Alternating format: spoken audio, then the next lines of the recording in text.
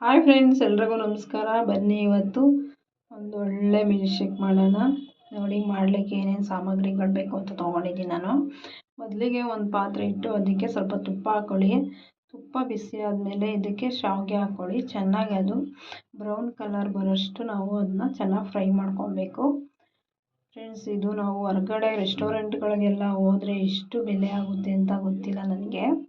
ಮನೆಯಲ್ಲೇ ಮಾಡಿ ತುಂಬ ಚೆನ್ನಾಗಿ ಬರುತ್ತೆ. ಮಕ್ಕಳು, ದೊಡ್ಡವರು ಎಲ್ಲರೂ ಇಷ್ಟಪಟ್ಟು ತಿನ್ಬೋದು, ಅಷ್ಟು ಚೆನ್ನಾಗಿ ಬರುತ್ತೆ ಇದು. ನೋಡಿ, ಈ ಥರ ಬ್ರೌನ್ ಬರೋವರೆಗೂ ನಾವು ಶಾವಿಗೆನ ಚೆನ್ನಾಗಿ ತುಪ್ಪದಲ್ಲಿ ಹುರ್ಕೊಬೇಕು.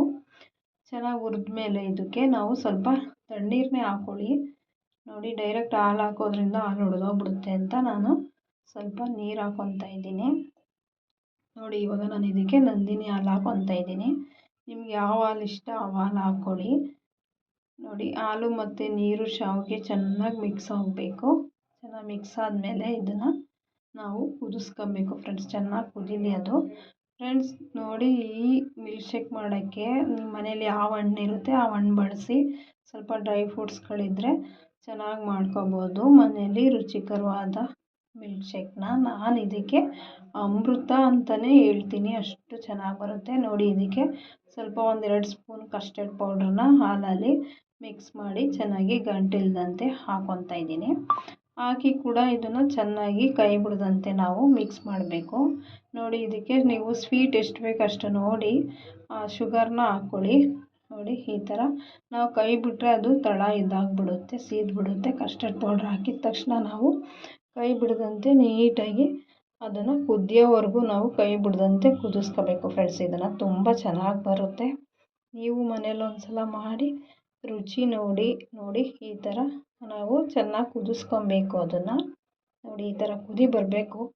ಆಮೇಲೆ ನಾವು ಇದನ್ನು ಒಂದು 5 ನಿಮಿಷ ಕೆಳಗಡೆ ಇಟ್ಟು ಆಮೇಲೆ ಫ್ರಿಜ್ಜಿಗೆ ಇಟ್ಟರೆ ಫ್ರೆಂಡ್ಸ್, ಇದು ಒಂದು 5-10 ನಿಮಿಷ ಇಡೀ ಸಾಕು, ಚೆನ್ನಾಗಿ ಬಂದಿರುತ್ತೆ.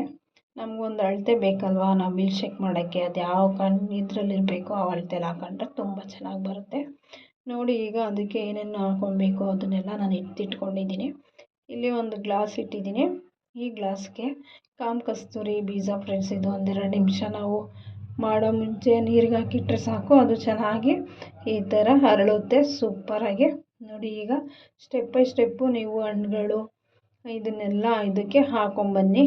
ನೋಡಿ, ಈಗ ನಾನು ಇದಕ್ಕೆ ಆಪಲ್ ಹಾಕಿದ್ದೀನಿ. ನೋಡಿ, ನಂತರ ಇದಕ್ಕೆ ದಾಳಿಂಬೆ ಹಣ್ಣು ತುಂಬ ರುಚಿಯಾಗಿರುತ್ತೆ ಫ್ರೆಂಡ್ಸ್. ನೋಡಿ, ಇದಕ್ಕೆ ಇವಾಗ ನಾನು ಬಾಳೆಹಣ್ಣು, ಸ್ವೀಟ್ ಬಾಳೆಹಣ್ಣು, ಏಲಕ್ಕಿ ಬಾಳೆಹಣ್ಣು ಅಂತಾರಲ್ಲ ಆ ಬಾಳೆಹಣ್ಣು ತೊಗೊಂಡಿದ್ದೀನಿ, ಕಟ್ ಮಾಡಿ ಸಣ್ಣಗೆ.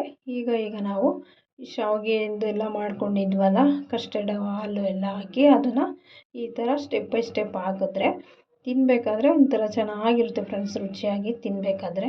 ನೋಡಿ, ಈ ಥರ ಸ್ಟೆಪ್ ಬೈ ಸ್ಟೆಪ್ಪು ಹಾಕ್ಕೊಳ್ಳಿ. ನೋಡಿ, ಈ ಥರ ಹಾಕ್ಕೊಂಡಾಗ ನೋಡಲಿಕ್ಕೂ ಚೆನ್ನಾಗಿರುತ್ತೆ. ನೋಡಿ, ಕಸ್ತೂರಿ ಮತ್ತು ಇದು ಪಿಸ್ತಾನ ನಾನು ಕಟ್ ಮಾಡಿ ಹಾಕ್ತಾಯಿದ್ದೀನಿ. ಪಿಸ್ತಾ ಮತ್ತು ಸಾರಿ ಫ್ರೆಂಡ್ಸ್, ಇದು ಗೋಡಂಬಿ ಕಟ್ ಮಾಡಿ ಹಾಕ್ತಾಯಿದ್ದೀನಿ. ಬಾದಾಮಿನ ನಾನು ತುರಿದಿಟ್ಕೊಂಡಿದ್ದೀನಿ. ನೋಡಿ, ತಿನ್ನಬೇಕಾದ್ರೆ ಎಲ್ಲ ಬಾಯಿಗೆ ಸಿಗುತ್ತೆ ಅಂದ್ಬಿಟ್ಟು. ಈಗ ಇದಕ್ಕೆ ನಾನು ವೈಟ್ ವೆನಿಲಾ ಐಸ್ ಕ್ರೀಮ್ನ ಹಾಕ್ಕೊಂಡಿದ್ದೀನಿ. ನೋಡಿ, ಈಗ ಸೈಡ್ಗೆ ದಾಳಿಂಬೆ ಹಣ್ಣು ಅಲಂಕಾರಕ್ಕೆ ಚೆನ್ನಾಗಿ ಕಾಣಿಸ್ತೈತೆ, ತಿನ್ನೋಕ್ಕೂ ಕೂಡ ಚೆನ್ನಾಗಿರುತ್ತೆ. ನೋಡಿ, ಫ್ಲೇವರ್ಗೆ ನಾನು ಇಲ್ಲಿ ವೆನಿಲಾ ಎಸೆನ್ಸ್ನ ಹಾಕ್ತಾಯಿದ್ದೀನಿ.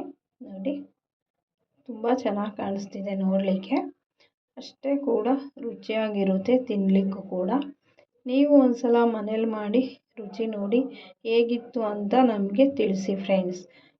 ಆದಷ್ಟು ನಮ್ಮ ವೀಡಿಯೋಗಳು ನೋಡಿ ಸಪೋರ್ಟ್ ಮಾಡಿ, ಲೈಕ್ ಮಾಡಿ, ಶೇರ್ ಮಾಡಿ, ಸಬ್ಸ್ಕ್ರೈಬ್ ಮಾಡಿ ಫ್ರೆಂಡ್ಸ್. ನೋಡಿ, ಎಷ್ಟು ಚೆನ್ನಾಗಿ ಕಾಣಿಸ್ತಿದೆ. ಇದೇ ಥರ ಮನೇಲಿ ಮಾಡಿ ನೋಡಿ. ನಮ್ಮ ಮಕ್ಳುಗಳು ಕೊಟ್ಟಿದ್ದೀನಿ, ಎಷ್ಟು ಇಷ್ಟಪಟ್ಟು ತಿಂತಿದ್ದಾರೆ ಅಂದರೆ ಅವರು, ಸೂಪರಾಗಿದೆ.